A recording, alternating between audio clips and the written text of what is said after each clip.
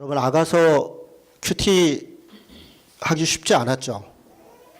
이게 아가서는 읽을 때는 읽는 거는 괜찮은 것 같아요. 이게 아름다운 글이니까 물론 약간 야한 말도 있고 또 좀 읽기 민망한 표현도 있지만, 그러나 전체적으로 아가서는 시로 써 있으니까 시로 돼 있으니까 읽는 것 자체는 그래도 참 아름답다, 글도 참 잘 썼다, 이런 느낌이 드는데, 그거를 우리가 우리 삶에 적용하려니까 쉽지 않은 것 같아요. 저도 사실 이번 주간 아가서 큐티를 하면서 어렵더라고요. 그러니까 말씀이 어려운 게 아니라 이렇게 적용할 점들을 찾아가는 게 쉽지 않았습니다. 아마 여러분도 좀 그랬을 거나 이런 생각이 좀 드는데요. 아가서에 대한 몇 가지 좀 기초적인 얘기를 좀 드리고, 아가서가 이야기하고 있는 사랑이 어떤 것인가에 대해서 오늘 조금 생각해 보려고 합니다. 아가라는 단어는 한자로 하면 아름다울 아자에 그 노래 가자예요. 아자가 뭐 여러 가지, 아름다울 아자 말고도 뭐 여러 표현으로 쓰이긴 하는데, 여기서 쓰일 때는 아름다운 아로 쓰입니다. 그래서 아름다운 노래. 그러니까 이 책 제목 자체가 아름다운 노래예요. 시라고 말씀드렸는데, 우리가 뭐 찬송도 그렇고 일반 노래도 그렇고 사실 이렇게 곡조만 빼고 보면 다 시라고 볼 수 있잖아요. 다 시 노랫말이잖아요. 근데 특별히 아가서는 그냥 시나 단순히 그냥 노래를 넘어서 일종의 오페라라고 할 수 있어요. 뮤지컬이나 오페라. 왜냐하면 지금 우리가 보고 있는 성경에는 그런 표시가 잘 안 돼 있는데, 이 말의 원어를 보면 어떤 부분은 남성 주격으로 되어 있고 어떤 부분은 여성 주격으로 되어 있어요.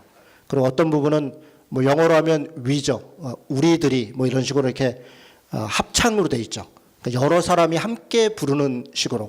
그러니까 그거 이제 주격 조사를 주격을 통해서 그걸 구분할 수가 있는데, 지금 우리 성경에는 그게 안 보이니까 이게 누가 하는 말인지 조금 애매한 부분이 있어요. 그런데 이제 청소년 매일 성경은 쉬운 성경으로 되어 있는데, 거기는 좀 친절하게 남자 여자 이렇게 합창 이렇게 돼 있죠. 표준세 번역도 그렇고. 그래서 그런 부분들을 좀 참고하시면 될 것 같고요. 일종의 이거는 오페라죠. 여자가 말로 하는 게 아니라 노래로 쫙 부르면 또 남자도 노래를 부르고 옆에 있었던 사람들이 또 합창을 하고 또 누군가가 이렇게 교창이라 그래서 남자와 여자가 이렇게 서로 왔다 갔다 하면서 노래를 부르고, 그런 식으로 되어 있는 게 아가서입니다. 등장인물들이 사실 보면 여러 부류들이 있어요. 먼저 누가 있냐면 솔로몬이 있죠. 1장 1절에 보면 솔로몬의 아가라 이렇게 되어 있습니다. 솔로몬에 대해서는 몇 번 언급이 되어 있고요. 왕으로 언급되어 있죠. 이 솔로몬이 지금 이 아가서에서 남자입니다. 남자 파트가 왕의 모습이고, 그리고 여자가 있죠. 여자는 술람미 여인, 술람미 이렇게 되어 있는데, 이 술람미라는 말은 수냄 여인 이런 뜻이기도 하고요. 수냄 사람이다 이런 뜻이기도 하고, 솔로몬의 여인 이런 의미일 수도 있어요. 술람미가. 왜냐하면 솔로몬이나 술람미나 다 어원이 샬롬이에요. 샬롬에서 솔로몬이 나왔고, 우리가 솔로몬을 우리가 뭐 아마 다음에 아가서 이후에 역대기 열왕기서를 아마 큐티를 하는 것 같은데요. 거기 솔로몬이 나올 때 보면 솔로몬을 평화의 왕이라 그래요. 평화의 왕. 다윗은 정의의 왕이라고 많이 지칭을 하고, 솔로몬은 평화의 왕. 실제 솔로몬은 전쟁을 거의 한 번도 하지 않아요. 다 다윗이 했죠. 다윗이 땅을 넓혀놓고 솔로몬은 다 외교로 땅을 넓혀요. 그래서 평화의 왕, 그러니까 이 샬롬에서 어원이 있는 솔로몬. 술람미도 샬롬에서 어원이 있어요. 그런데 그래서 이 술람미라는 말을 수냄 여인이라고 하기도 하고, 술람미 여인, 그러니까 솔로몬의 여인 이렇게 이야기하기도 해요. 또 누가 등장하냐면 오빠들이 등장해요. 오빠들. 여기서 등장하는 오빠들은 좀 무능하고 뭐랄까 좀 게으르고 놀기 좋아하고 그런 것 같아요. 그러니까 일은 다 동생인 술람미한테 다 밀어놓고 자기들은 어머니 백 믿고 그러고 있는 오빠들, 한량인 오빠들이 등장하고요. 목자들이 등장하고요. 목자들. 그리고 처녀들이 등장하고 순찰자들, 이렇게 순찰하는 사람들, 하다가 만난 사람들, 이런 사람들도 등장하죠. 아마 이걸 오페라로 만들면 이런 등장인물들이 중간중간에 등장해서 뭐 한마디씩 하기도 하고 주위에서 같이 합창도 하기도 하고 아마 그렇게 하겠죠. 그래서 지금 아가서의 분위기는 그런 분위기다, 이렇게 말씀을 드리겠습니다. 아가가 아름다운 노래라 그랬는데 열왕기상 4장 32절에 보면 솔로몬이 자기에 대해서 이야기를 하면서 뭐라고 얘기하냐면 내가 1005개의 노래를 지었다. 1005개의 아가를 지었다. 노래를 지었다. 그리고 잠언 3000개를 지었다. 이렇게 이야기를 해요. 그러니까 잠언서는 솔로몬이 지었다는 잠언. 잠언이라는 말은 격언이라는 말이잖아요. 뭐뭐는 뭐뭐시고 뭐뭐는 뭐뭐시다. 이런 식으로 교훈의 말, 격언 이런 걸 한 3000개 정도를 솔로몬이 자기가 만들었다는 거고, 그 중에 뽑아서 일부 책으로 엮은 게 잠언서인 거죠. 물론 그 잠언서 안에는 솔로몬의 잠언 외에도 뭐 아굴의 잠언이라든가 다른 사람들의 잠언도 포함되어 있지만 대체적으로 잠언은 다 전체적으로 거의 80~90%가 솔로몬의 잠언이죠. 그런데 1005개의 노래를 지었는데 그 중에 딱 한 개가 성경으로 들어왔어요. 그게 아가서입니다. 그러니까 솔로몬은 좋은 말로 하면 풍류를 즐긴 사람이고 시를 짓고 격언을 노래하고 노래를 짓고, 나쁜 말로 하면 한량이었죠. 뭐 먹고 놀고 이 외교를 핑계로 수많은 결혼을 했고 사실 처첩을 많이 두었고, 솔로몬은 아마 한량이었을 것 같아요. 많은 남자들이 내가 그렇게 살았으면 하고 기대할지 모르겠으나 아니 괜히 쓸데없는 소리 했네요. 네, 기대하지 않. 네, 괜히 말하고 나서 민망하네요. 네. 그런 솔로몬이 한량이었고 그 1005개의 노래 중에 하나를 뽑아서 성경으로 들어왔는데 그게 아가서죠. 그렇다면 아마 이 아가서가 내용도 빼어날 것이고 아마 성경으로 들어올 때 이유가 있겠죠. 성경이라고 하는 것은 우리가 이 AD 90년 얌니아 종교회의에서 구약 성경을 확증하는데 그때 성경을 확증할 때 원칙들이 있어요. 이게 하나님께서 하신 말씀이냐, 일관성이 있냐, 보편성이 있냐, 뭐 이런 것들인데 아가서도 그 기준을 통과했다는 거예요. 그래서 이 아가서가 성경으로 들어왔을 때 이유가 있다. 그냥 있는 것은 아니다. 뭔가 성경으로서 정경으로서의 의미가 있다. 이렇게 생각해 볼 수 있겠죠. 그런데 얌니아 종교회의 때 끝까지 마지막까지 정경으로 받아들일지 안 받아들일지 고민했던 성경이 3권이 있었다 그래요. 첫 번째가 전도서고 두 번째가 에스더고 세 번째가 아가서입니다. 전도서는 왜 그랬냐면 전도서는 뭐 여러분들 읽어보시면 알겠지만 자칫 오해하면 염세주의 같잖아요. 세상은 다 헛되고 헛돼. 그러니까 허무주의 같고. 그러니까 이게 뭔가 희망을 주고 하나님께서 주시는 은혜를 노래하는 게 아니라 전도서는 마치 염세주의나 허무주의를 이야기하는 것 같아서 그래서 마지막까지 고민했다 그래요. 그런데 뭐 우리 알다시피 꼭 그런 내용이 아니죠. 두 번째로 에스더서하고 아가서를 고민할 때는 내용도 내용이지만 에스더서하고 아가서에는 하나님이라는 단어가 한 번도 안 나와요. 에스더서는 나올 만도 한데 내가 죽으면 죽으리라 했고 뭐 있는데, 그런데 우리가 내용으로 보면 하나님에 대한 신앙 고백이고 또 신앙의 결단의 어떤 행동인데 에스더서 같은 경우에, 그런데 의외로 하나님이라는 단어가 한 단어도 안 나옵니다. 그냥 어떤 이야기로 풀어가고 있어요. 그래서 이게 정말 하나님이 주신 말씀이냐 이거에 대한 고민이 있었던 거죠. 아마 아가서를 익히 알고 있던 분들은 저한테 속으로 이렇게 질문하는 분이 있을지 모르겠어요. 8장 6절에 보면 여호와가 나오지 않습니까? 여러분 8장 6절 한번 볼까요? 제가 지금 감기 기운이 있어서 안 그래도 목소리가 안 좋은데 목이 조금 안 좋네요. 좀 감안해서 들어주시기 바랍니다. 8장 6절에 보면 너는 나를 도장같이 마음에 품고 도장같이 팔에 두라. 사랑은 죽음같이 강하고 질투는 수월같이 잔인하며 불길같이 일어나나니 그 기세가 여호와의 불과 같으니라. 그렇죠? 굉장히 유명한 구절이죠. 사랑은 죽음같이 강하다. 이 유명한 구절에 여호와가 여기 등장하잖아요. 그런데 제가 아까 뭐라고 말씀드렸냐면 하나님이란 단어가 한 번도 안 나온다 이렇게 말씀드렸습니다. 이 여호와의 불이라는 단어는 살헤베트야 이런 히브리어인데 원래 그 야자가 뒤에 끝나면 야훼가 묵음 처리되어 있다. 회가 묵음 처리되어 있는 것으로 대체로 봅니다. 예를 들어서 엘리야는 하나님이 여호와가 하나님이다. 그러니까 엘이 하나님이라잖아. 전능자잖아요. 엘이라는 단어가 야의 뒤에 회가 생략돼서 야훼가 곧 엘이다. 엘리야의 이름이 그런 뜻이에요. 그래서 엘리야훼 이렇게 이사야훼 뭐 이런 식으로 야로 끝나면 야훼 다시 얘기해서 여호와가 생략돼 있다고 보통 봅니다.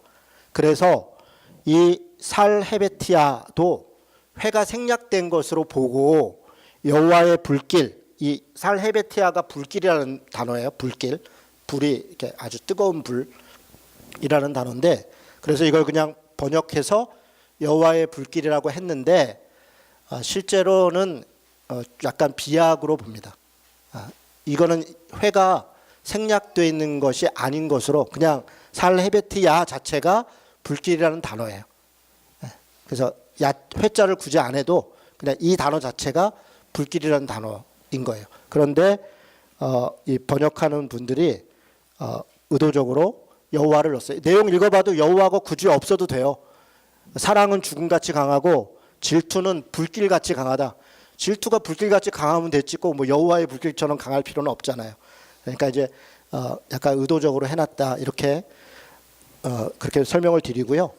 그러면 하나님이란 단어도 없고 또 남녀의 사랑을 아주 노골적으로 얘기하는 것 같은 이런 내용이 왜 성경으로 들어와서 우리가 이걸 읽으면서 괜히 민망해하기도 하고 어떻게 적용해야 되나 고민도 하고 나도 이런 때가 있었는데 이렇게 추억에 잠기기도 하고 그렇게 했을까요? 아가서를 해석하는 세 가지 방법이 있습니다. 그러니까 이걸 일종의 비유로 보고 아가서는 뭐 성경이 대체로 마찬가지죠. 직접적으로 이야기하는 것도 있지만 대개가 무엇을 의미를 이야기하는 거니까 아가서에 나오는 남자 그리고 여자를 하나님과 이스라엘 백성으로 보는 구약의 관점에서 보면 여호와 하나님과 이스라엘 백성 사이의 사랑을 비유적으로 이야기한 것이다. 이렇게 보고 해석하는 겁니다. 이렇게 대표적으로 해석하는 게 호세아서입니다. 호세아서에 이 호세아와 고멜의 관계를 하나님과 이스라엘 백성, 패역한 이스라엘 백성이 고멜처럼 음란하고 하나님을 배신하고 그것을 끝까지 기다리셨던 하나님의 모습. 호세아가 그런 내용들을 담고 있는 거잖아요. 그런 비유를, 그런 의미를. 마찬가지로 아가서를 그렇게 해석하는 방법입니다. 하나님과 이스라엘 백성이 서로 정말 특별히 하나님이 이스라엘 백성인 여인이 이스라엘 백성을 너무나 아름답게 너무나 사랑스럽게 그렇게 바라보고 있다. 이렇게 해석하는 내용이 있습니다. 두 번째는 신약적 관점이죠. 지금 이거는 이제 구약의 관점이잖아요. 신약에서는 예수님과 교회의 사랑. 그래서 예수님이 교회를 얼마나 사랑했는지, 교회가 예수님한테 얼마나 순종했는지를 아가서가 설명하고 있는 것이다 라고 하는 주장이 있습니다. 물론 다 일리가 있습니다. 성경은 구약 성경을 해석할 때 신약의 관점에서 해석하니까 예수님의 십자가, 예수님의 사랑, 그리고 교회의 어떠함 이런 것들로 구약 성경을 해석하죠. 그것이 틀리지 않습니다. 그리고 구약을 구약 자체로 읽을 때 하나님과 이스라엘 백성의 사랑으로 해석할 수도 있겠죠. 그러나 세 번째 해석은 그냥 있는 그대로 읽는 겁니다. 읽는 그대로. 있는 그대로는 뭡니까? 남녀 간의 사랑이죠. 남녀 간의 사랑. 남녀 간의 사랑도 사람 사이에 우리가 하나님이 창조하신 이 세상에서 아주 아름답고 마땅히 귀한 것이라는 거예요. 그 남녀 간의 사랑이 터부시 되거나 그것은 신앙인들은 에이구 뭐 우리가 그런 걸 생각해. 예수 잘 믿으면 되지. 여러분 저는 그 결혼한 신혼부부가 예수 잘 믿는 신혼부부가 결혼하기 전에 연애를 하는데 만나서 제가 실제로 아는 커플이에요. 만나서 큐티를 하는 거예요. 둘이. 그리고 기도하고. 그리고 이제 결혼했을 때는 첫날 밤에 둘이 기도하고 예배하고 그랬다 그래요. 그래서 제가 이제 우리 청년들 결혼하기 전에 주례할 때는 3번 정도 이렇게 주례 전에 교육을 하는데 뭐 경제와 관련된 것, 뭐 부부관계에 대한 것, 뭐 기타 여러 가지 것을 이야기하는데 그 중에 하나 제가 꼭 얘기하는 게 이겁니다. 연인끼리 부부끼리 그런 거 좀 하지 마. 사랑은 그냥 사랑하면 되는 거지. 예수 믿는 사람들이 뭐 만나갖고 신앙의 동역자, 뭐 선교적 동역자 만나는 것도 아니고 무슨 군사적 동지도 아니고 만나가지고 뭐 옛날 큐티하고 기도하고 집에서 웬만하면 안 했으면 좋겠다고. 그러면 이제 아주 믿음이 좋은 청년들이 이 양반이 목사 맞나 이렇게 저를 쳐다보죠. 저는 꼭 그럴 필요 없다. 우리가 정말 진실하게 사랑하고 서로 신뢰하고 서로 아끼고 그 자체가 아름답거든요.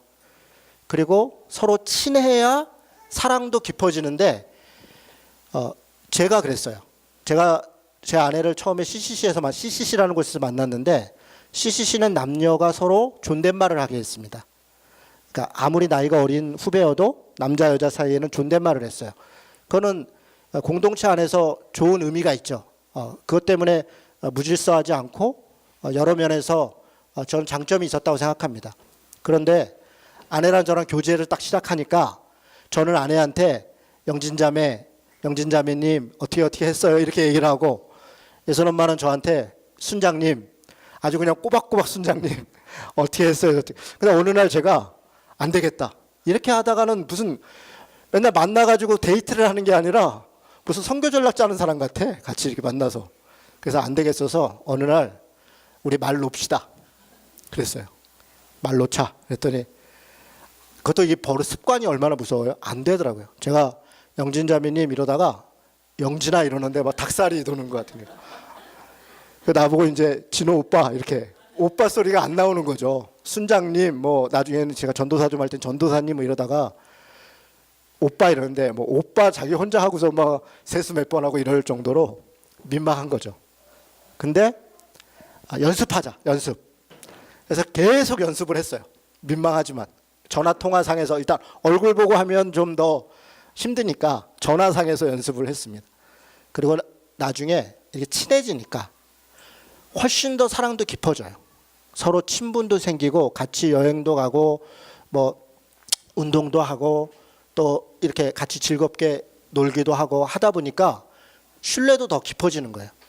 그런데 우리 그리스도인들이 가만히 보면 연애할 때도 그렇고 부부관계도 그렇고 너무 거룩한 것 같아요. 그러니까 거룩할 때 거룩해야 되는데 거룩할 때는 안 거룩하고 거룩하지 않아도 될 때는 거룩한 척하고 그래서 정말 사랑해야 될 사람을 사랑하지 못하고 사랑하는 사람한테 사랑한다는 말도 못하고 마치 유교 시대에 무슨 선비들처럼 다 알겠지 그러고 그냥 임자 뭐 이렇게 멀리 뚝 떨어져서 걸어가고 그걸 다 우리는 그때는 다 그게 당연하다 생각했잖아요. 남자는 저렇게 허이허이 걸어가고 여자는 짐 들고서 뒤로 그냥 쫓아가고 남들 앞에서는 그냥 아는 척도 안 하고 그런 것을 미덕이라고 생각했지만 성경의 가르침은 아니에요. 그건 유교적 가르침이지 성경의 가르침이 아닙니다. 성경의 가르침은 아가서의 가르침이라는 거예요. 이 아가서가 성경으로 들어와 있는 것을 우리가 하나님의 말씀을 믿고 성경을 따르는 사람들이라면 아가서의 이런 표현과 이런 말들도 하나님의 말씀이라는 것을 알아야 돼요. 그럼 우리는 이렇게 살아야 되는 거예요. 이렇게 서로 사랑하고 서로 격려하고 서로 지지하고 이게 우리가 살아가야 되는 방식인데 성경을 따르는 사람들이 공자를 따르는 사람들처럼 살고 있다. 저는 이제 그렇게 말씀드립니다. 그래서 하나님과 이스라엘 백성의 사랑, 뭐 예수님과 교회의 사랑 물론 그렇게 해석할 수 있으나 그렇게 그런 것을 설명하는 책들은 다른 데 많이 있잖아요. 에베소서에 보면 예수님과 교회의 사랑을 충분히 얘기하잖아요. 또 다른 구약의 성경들이 하나님과 이스라엘 백성의 사랑과 신뢰를 충분히 이야기하잖아요. 굳이 아가서까지 그렇게 해석할 필요 없다. 저는 그렇게 생각합니다. 아가서는 그냥 남녀의 사랑을 하나님이 우리에게 가르쳐 주고 계시고 그것을 통해서 우리가 얼마나 서로 사랑하며 살아야 되는지를 우리에게 알려주는 책이다. 저는 그렇게 해석하고 적용해도 무리가 없다고 생각합니다. 자, 그러면 아가서가 얘기하는 사랑은 어떤 것들인가? 여러분 1장 5절 6절 한번 보겠습니다. 1장 5절 6절 같이 한번 읽어볼까요? 자, 시작. 예루살렘 딸들아, 내가 비록 거무나 아름다우니 게달의 장막 같을지라도 솔로몬의 휘장과도 같구나. 내가 햇빛에 쬐어서 거무스름할지라도 흘겨보지 말 것은 내 어머니의 아들들이 나에게 노하여 포도원 지기로 삼았음이라. 나의 포도원을 내가 지키지 못하였구나. 여러분 지금 이 여인이 자기를 어떤 사람인가를 설명하고 있어요. 특별히 왕이 와서 자기를 사랑한다고 고백했고 자기도 그 남자를 보니 왕이어서가 아니라 가만히 이걸 읽어보면 이 여인은 굉장히 주체적인 여인이에요. 주체적인. 수동적이지 않아요. 자기의 삶을 상당히 주관적이고 자존감 있게 그렇게 살아가요. 왜 그러냐? 물론 이 장면도 그렇지만 뒤에 보면 남자에 대해서 할 말해요. 삐질 땐 또 삐져요. 아닌 건 아니에요. 밖에 나와서 문 열어달라 할 때 안 열을 때는 안 열어줘요. 너 잘못했는데 내가 왜 홀라당 열어? 그렇게 하지 않아요. 왕 아니라 왕 할아버지여도 내가 지금 기분 나쁘고 아니면 아닌 거예요. 그렇게 자기 감정을 표현할 줄 아는 그런 주체적이고 주관성이 있는 그런 사람이다. 저는 그래서 이 여인에게 이 왕이 반한 것 같아요. 그냥 내가 누구나 그냥 오라 그러면 오고 가라 그러면 가는 사람에게 사실 매력을 못 느껴요. 우리는 서로의 각자의 자존감, 서로의 각자의 주체성을 가지고 맞춰가는 거잖아요. 그러면서 사랑도 깊어가는 건데 우리는 그냥 무조건적인 순종, 무조건적인 사랑, 그러면 그 사랑이 다라고 생각하지만 전혀 그렇지 않습니다. 여러분들이 제 아내를 볼 때 제 아내가 엄청 착하니까 아마 이진호 목사한테 무조건 다 순종하고 무조건 맞춰줄 거야. 아닙니다. 아주 나도 억울한 거 많아요. 아니에요. 억울한 것까지는 아니겠네. 너무 그렇게들 보니까 다 제가 잘못한 줄 알지만 제 아내도 자기 주관이 분명한 사람입니다. 저희도 싸울 때 엄청 싸우고 요즘은 잘 안 싸우는데 요즘은 잘 안 싸우는 게 말다툼 정도는 해요. 옛날에 잘 싸울 때는 어느 정도 싸웠겠어요. 뭐 집어 던지기도 하고 뭐 날아다니기도 하고 서로. 저만 그런 거 아니에요. 제 아내도 자존감이 있고 주체성이 있고 저는 그런 제 아내가 좋아요. 자기의 감정을 싫은 걸 싫다고 화난 걸 화난다고 얘기할 수 있는 게 좋아요. 그래서 화나지 않도록 자존심 상하지 않도록 내가 뭘 고쳐야 되는지를 나를 돌아보게 되잖아요. 그냥 무조건 받아들이면 나를 돌아보지 않잖아요. 똑같은 일을 계속 반복하게 되잖아요. 그런 면에서 제 아내는 저는 이런 여인이었다 이렇게 생각합니다. 지금 여기 나오는 여인이 그래요. 이 여인은 지금 자신의 부족함을 그대로 얘기해요. 얼굴이 거무스름했다. 왜? 햇빛에 타서 얼굴이 거무스름했는데 그것을 지금 뭐라고 얘기를 하냐면 내가 햇빛에 거무스름하게 탄 것은 오빠들이 그러니까 아들들이 아마 오빠는 아닐 수도 있겠다. 동생일 수도 있겠네요. 아들들이 나에게 노하여 나한테 화를 내서 포도원 지기로 자기를 삼았다는 거예요. 부당하게 대우를 한 거죠. 그런데 그 어머니가 그걸 비호했어요. 그래서 이 여인은 힘이 없어서 어쩔 수 없이 그 일을 많이 일을 많이 해서 얼굴이 검었다는 거예요. 그런데 이 얼굴이 검은 것을 부끄럽게 생각하지 않아요. 내가 얼굴이 검은 것은 일을 많이 해서 그래. 그러니까 내가 얼굴 검은 게 뭐 내 잘못은 아니야. 이렇게 당당하게 말할 수 있다는 거예요. 그리고 이 왕은 그렇게 얼굴도 검고 신분도 낮은 사람을 사랑하는 마음으로 그 여인을 사랑하는 거예요. 이런 사랑이 진짜 사랑이죠.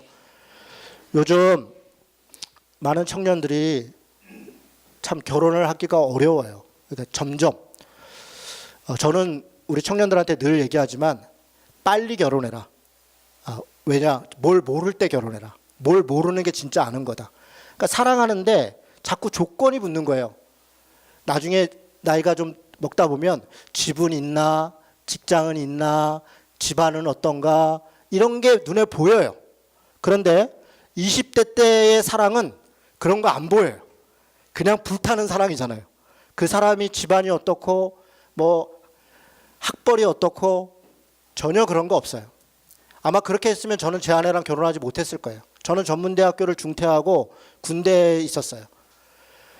전문대도 중퇴했을 뿐 아니라 군대에서 있다가 소위 말뚝을 받아서 하사가 됐는데, 지금이야 직업군인도 뭐 괜찮다 그러지만 저 때는 직업군인 하는 사람은 아무도 없었어요. 저희 부대 통틀어서 저 혼자였어요. 장기 지원한 사람은 다 미쳤다 그랬어요. 아마 사고 쳐서 그랬나 보다. 그럴 정도로 아주 하찮게 여기는 때예요. 제 아내가 저를 만났을 때 제 아내는 자기 과에서 4년 내내 1등이었어요. 졸업할 때 인문대 전체 1등으로 졸업했어요. 인물로 보나 공부로 보나 뭐로 보나 훨씬 훌륭하죠. 집안도 그렇고. 제 아내가 저를 사랑한 것은 조건을 보고 사랑한 게 아니에요. 만약에 조건을 보고 상황을 따졌다면 아마 저랑 결혼하지 못했겠죠. 제가 이렇게 말씀드리는 것은 그런 거예요. 진짜 사랑은 서로의 조건을 보는 게 아니라는 거예요.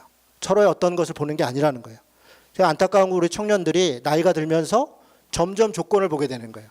그래서 이제는 그렇게 하고 싶지 않아도 사회가 그렇게 요구하게 되고 그런 일들이 많은 것이 참 안타까워요. 그래서 제가 권해드리고 싶은 것은 할 수 있는 한 빨리 결혼해라. 옛날에는 22, 3살이면 다 결혼했어요. 여자들도. 요즘은 물론 저희 또 옛날 얘기하면 또 꼰대다 그러면 뭐 그럴 수 있겠죠. 제 아내는 25에 저랑 결혼을 했는데 얼마나 고마워요. 여러분 빨리 결혼하고 아이도 빨리 낳고 전 그럴 수 있으면 더 좋겠다 이렇게 권해드리고, 그러면서 사랑은 한계를 뛰어넘는 것이다.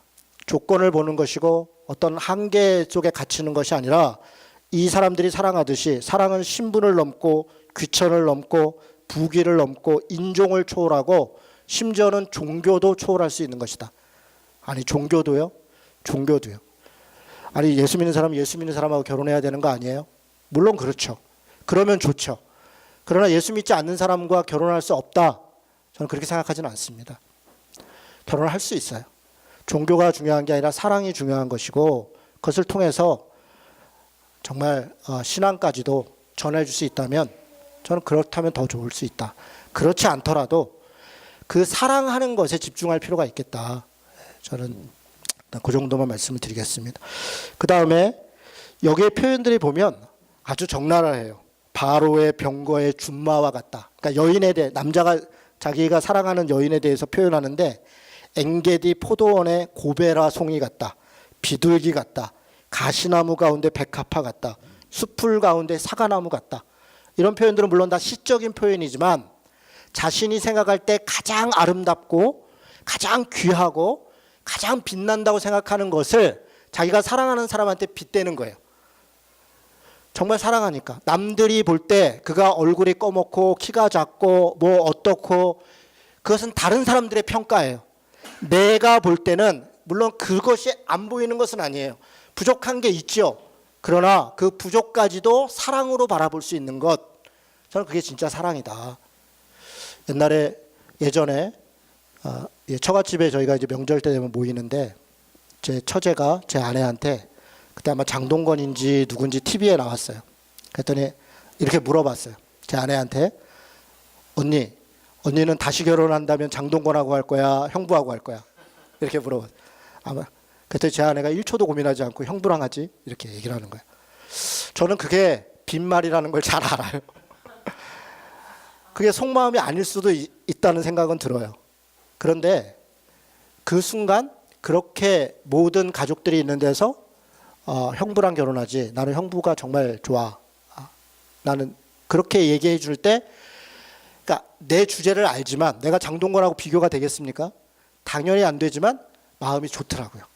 기분도 좋고. 그래서 제가 정말 제 아내를 더 사랑하게 됐어요. 제 아내가 장점만 있는 건 아니에요. 여러분이 볼 때는 다 장점만 있어 보이겠지만 단점도 있어요. 그래서 저는 밖에 나가서 제 아내의 단점을 얘기한 적이 진짜 거의 한 번도 없어요. 거의 한 번도 없어요. 제가 거의라 그런 거는 어쩌다가 한 번 했을지 모르겠다 싶어서. 왜냐? 저하고 같이 살아가는 사람인데 제 단점을 얘기하면 내 얼굴에 침 뱉는 거 아니에요? 내가 장점이고 내가 내 아내를 만난 것이 세상에서 제일 잘한 것이다. 전 지금도 누구나 그래서 저보고 사람들이 팔불출이라고 얘기하지만 저는 팔불출이에요. 그런 면에서 저는 우리 집 제 아내가 가장 사랑스럽고 우리 집 아이들이 제일 훌륭하다고 생각해요. 저희 부모님이 가장 존경스럽고 그것이 우리의 사랑의 표현인 거예요. 그것은 객관적이진 않아요. 객관적으로 수치적으로 더 훌륭하거나 더 이쁘거나 더 성격이 좋고 그렇지 않을 수 있어요. 그러나 우리가 왜 객관적으로 내 아내를 평가해야 되며 우리 아이들을 평가해야 되며 내 부모에 대해서 왜 객관적으로 평가해야 됩니까? 사랑은 있는 그대로를 넘어서 내가 마음에 사랑하는 대로 그렇게 표현하는 것. 전 그것이 사랑이라고 생각하는 거예요. 사랑해서 병이 났다고 여기서 얘기를 해요. 2장 5절에 보니까 저는 또 하나 여러분에게 좀 권해드리고 싶은 게 있어요. 오늘 아침에 제가 큐티 중에도 잠깐 써놨었는데 많은 사람들이 특히 남자들이 한 번 결혼하고 사랑하면 뭐 농담처럼 제가 이렇게 남자들끼리 하는 농담이 이건 아주 안 좋은 농담인데 이렇게 잡은 물고기한테 밑밥을 왜 줘? 뭐 이런 얘기를 하는 거잖아요. 아주 안 좋은 얘기죠. 연인 때 그 여인을 만나고 그 여인을 사랑할 때는 온갖 것을 다 해줄 것처럼 그러다가 막상 결혼한 이후에는 작은 사랑의 표현도 잘 하지 않는 거예요. 아예 알겠지. 그러나 말하지 않은 것은 모르는 거예요. 표현하지 않은 사랑은 사랑이 아니에요. 내가 당신을 사랑한다라고 표현해야 그 상대가 내가 사랑한다는 걸 알 수 있어요. 작은 변화에 민감해야 돼요. 머리를 하고 왔는데도 관심이 없으면 내가 사랑하는 거야. 사랑하지 않는 거예요. 작은 변화에 신경을 써줘야 돼요. 아, 머리를 그렇게 하니까 너무 이쁘네. 안 이뻐도. 서로 객관적으로 볼 때 내가 볼 때 안 이쁠 수 있어도 너무 잘해. 이왕 한 거를 말이라도 좀 하지. 하고 왔는데 거기다 대고서 안 어울려. 왜 그렇게 말하는 심보는 도대체 뭐예요 도대체. 옷을 사갖고 왔어. 사기 전에는 의견을 얘기해도 돼. 이거 어때? 글쎄 이거 잘 안 어울릴 것 같은데 얘기할 수 있어요. 일단 사면 잘 어울린다 그러세요. 야 정말 잘 어울린다. 너무 예뻐.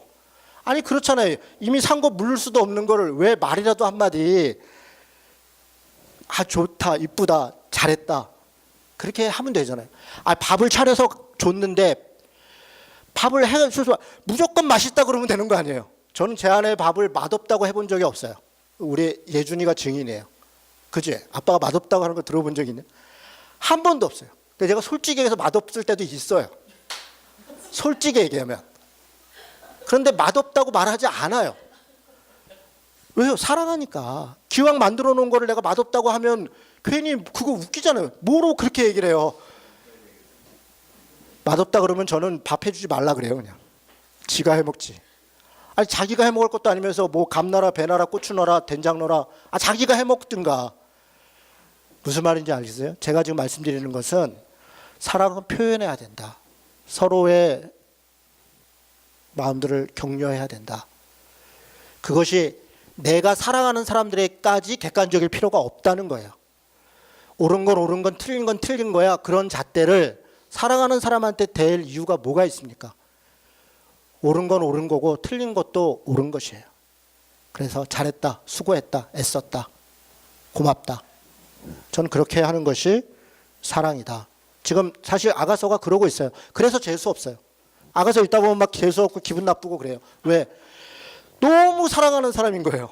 딱 한 군데 삐져가지고 그러는 거니까 좀 인간적이네 이런 마음이 조금 들 정도로. 그런데 이 아가서의 말씀이 이렇게 기록된 걸 우리가 배워야 돼요. 사랑하는 사람한테는 이렇게 하는 거구나. 성경을 따라 산다면 아가서의 표현대로 우리가 사랑해야 된다. 저는 그렇게 말씀드리겠어요. 사랑은 세밀한 관심이 필요해요. 2장 6절에 보니까 그거 왼팔로 내 머리를 고이고 오른팔로 나를 안았다. 동물들에게 말하는데 내 사랑이 원하기 전에는 흔들어 깨우지 마라. 피곤해서 자고 있으니까 동물들한테도 조용히 하라는 거예요. 배려하는 거죠. 사랑은 배려하는 거예요.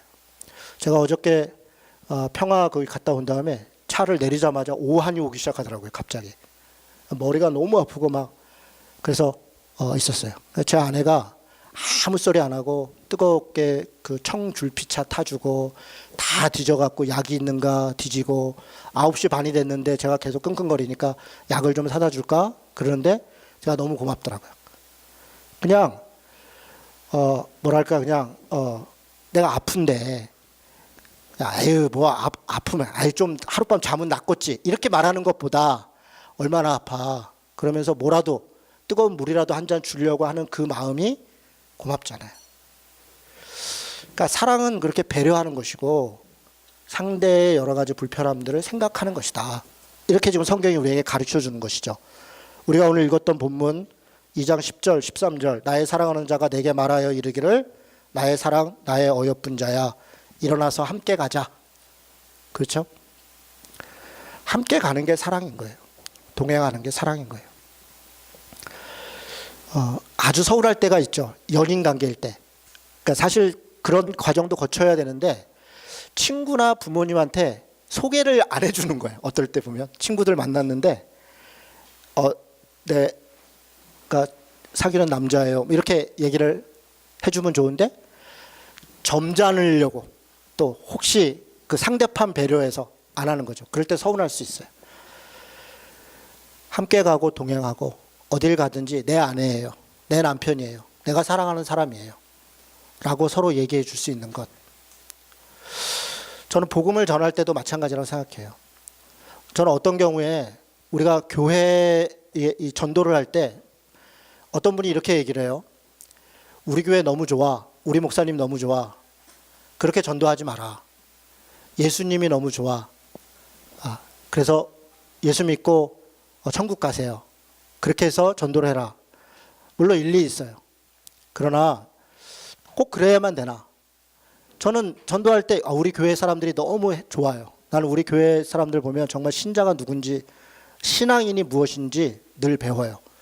나는 우리 교회 아무개 권사님 같은 분하고 천국에서 영원히 살려면 정말 영원히 살고 싶어요. 우리 목사님이 저는 이래저래서 너무 좋아요. 여러분 그렇게 서로를 격려해주고 이야기해줄 수 있다면 좋은 것 아닙니까? 물론 서로 부족함이 있지만 윤리적으로 교리적으로 완전히 잘못되어 있고 윤리적으로 타락한 것을 그렇지 않다고 얘기하라는 게 아니에요. 우리가 허용 가능한 범위에서 실수가 있고 부족함이 있다면 그것을 사랑으로 서로 이해하고 품어줄 수 있는 거예요. 4장 7절에 보니까 사랑하는 자가 아무 흠이 없다 이렇게 지금 칭찬하고 있어요. 누가 보면 정신 나간 사람이네 이렇게. 아니 아무 흠 없는 사람이 어디 있어. 물론 그렇게 우리가 이성적으로 판단하고 얘기할 수 있어요. 그러나 아무 흠이 없기 때문에 아무 흠이 없다고 얘기하는 게 아니에요. 사랑하기 때문에 그런 거예요. 사랑하니까 어여쁘다. 사랑하니까 흠이 없다. 그렇게 말을 하고 고백하는 거잖아요. 그러니까 우리 안에 저는 사랑이 더 있어야 된다고 생각해요. 그리고 사랑은 좀 더 유치할 필요가 있겠다. 너무 세련됐어요. 우리가 연인과의 사랑을 고백할 때도 너무 세련되게 하고 있는 게 아닌가. 우리 두 분은 그렇지 않으시죠? 좀 유치하게 사랑하고 계신가요? 표정에서 알 것 같아요. 사랑은 좀 유치해야죠. 그럼요. 사랑하는데 뭐 세련되고 이성적이고 뭐 굉장히 고고하고 그럴 게 뭐 있겠어요. 어린아이 같은 거잖아요. 어린아이 같이. 예.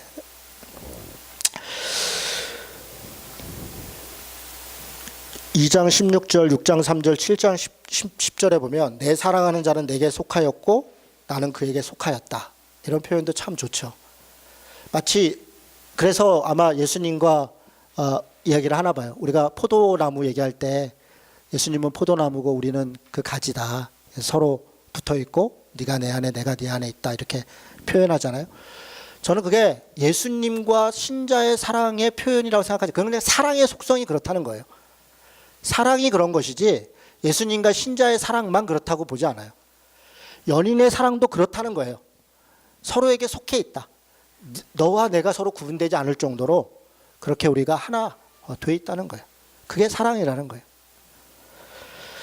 사랑은 죽음까지도 이기는 것이다. 허물을 덮는 것이다. 이런 이야기를 하죠. 자, 마지막으로 2장 15절을 보겠습니다. 2장 15절 같이 읽습니다. 자, 시작. 우리를 위하여 여우 곧 포도원을 허는 작은 여우를 잡으라. 우리의 포도원에 꽃이 피었습니다. 네, 거기까지요. 여기 이 표현은 되게 독특해요. 그러니까 우리를 위하여, 이쪽 우리라고 표현한 것은 사랑하는 사람과의 관계 속이에요. 사랑하는 사람들의 관계 속에서 그 우리, 그 사랑하는 사이 속에서 여우 곧 포도원을 허는 작은 여우를 잡아야 된다, 이렇게 얘기를 해요. 아무리 사랑하고 아무리 서로 신뢰해도 서로 오해가 생길 수 있어요. 때로는 서운할 수 있어요. 그런 것이 포도원을 허는 작은 여우예요. 우리 안에 어떤 씨앗이 떨어져요. 천국만 작은 씨앗이 심어져서 큰 나무가 돼서 깃드는 게 아니에요. 지옥도 마찬가지예요. 작은 씨앗에서 시작돼요.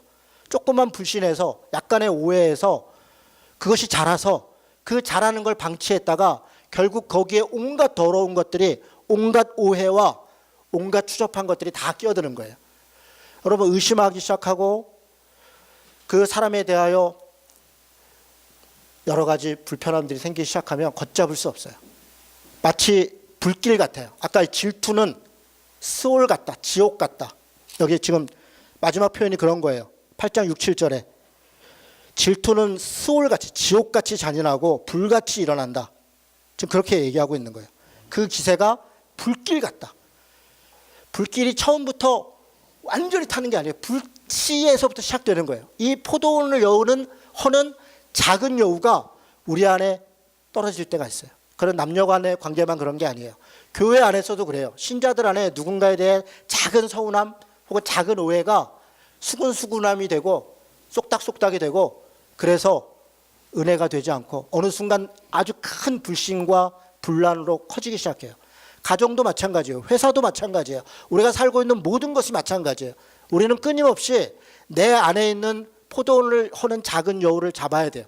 나 스스로를 돌아봐야 되고, 공동체 안에서 포도원을 허는 작은 여우를 경계해야 돼요. 이사야 5장 3절에서 7절에는 이 포도원을, 구약성경은 포도원을 대개 포도원을 얘기할 때 이스라엘 백성, 하나님의 사람들, 교회, 이게 포도원이에요. 이게 비유적으로 얘기할 때는. 이사야 5장 3절 7절에 보면 하나님의 백성이 이스라엘 안에 공평과 의로움이 사라지고 도리어 포악과 부르짖음이 가득했다. 포도원 안에 공평과 의로움이 사라지고 포악과 잔인함들이 가득했어요. 근데 어디서부터 그게 시작됐는가? 에가서 5장 18절에 보니까 시온산이, 이게 예루살렘 산이에요. 시온산이 황무한 것은 여우가 논일기 때문이다. 이 여우가 예루살렘 산 안에 시온산에 논일면서 마음을 움직이게, 강팍하게 만드는 거예요. 공평과 정의를, 사랑과 평화를 따르도록 하는 것이 아니라 포악과 잔인함을 따르도록 이 여우가 우리의 마음을 헤집어 놓기 시작해요. 에스겔 13장 4절에 보니까 여우가 누구냐? 거짓 선지자다, 이렇게 얘기해요. 거짓된 선지자들이 거짓말로 혹은 잘못된 말로 혹은 수군대는 말로, 이 말이 우리를 죽여요. 말 몇 마디가 그냥 오해일 수 있어요. 실수일 수 있어요. 그런데 그 말이 하나 건너가면 엄청난 오해가 돼요. 예전에 제가 이런 일이 있었어요. 어린이 주일이에요. 제가 목사로서 아이들을 격려해주고 하는 게 얼마나 중요해요. 그래서 아이들을 세족식을 해주고 그 부모들은 또 감사한 마음으로 특송을 했어요.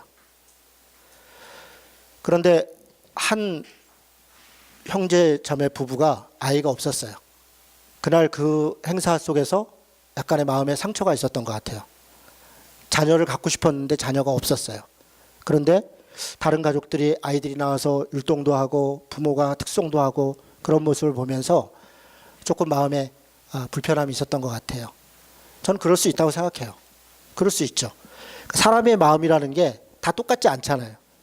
각자의 처해진 상황 속에서 상대적 박탈감도 있고 약간의 열등감도 있을 수 있고 혹은 그게 교만함이 될 수도 있고, 그게 우리의 모습이에요. 그래서 그 이야기를 누군가에게 했어요. 그런데 문제는 거기서부터 시작됐어요. 그게 이 목사가, 이준호 담임 목사님이 그렇게 애 없는 사람들을 배려를 안 해. 그 사람 원래 그렇잖아. 결혼 안 한 노총각 노처녀들 배려를 안 하고 그렇잖아.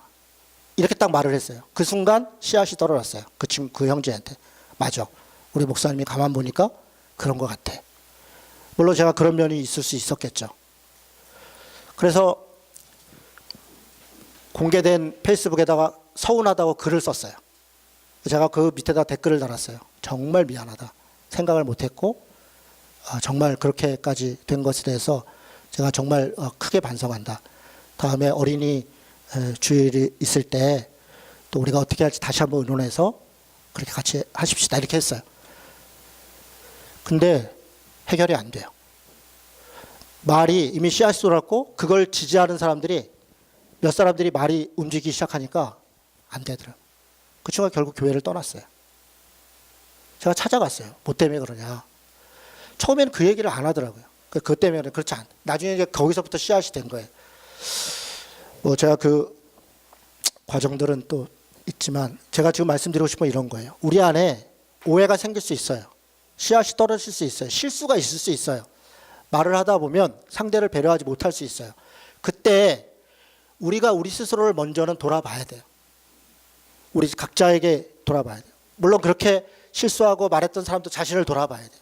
그래서 각자가 어떻게 하면 우리가 더 사랑할 수 있을까? 어떻게 우리 안에 이 포도원을 허는 작은 여우를 우리가 잡고 쫓아낼 것인가를 고민하고 함께 기도하고 가야 되는데 그렇게 하지 않고 에이 뭐 때 되면 해결되겠지.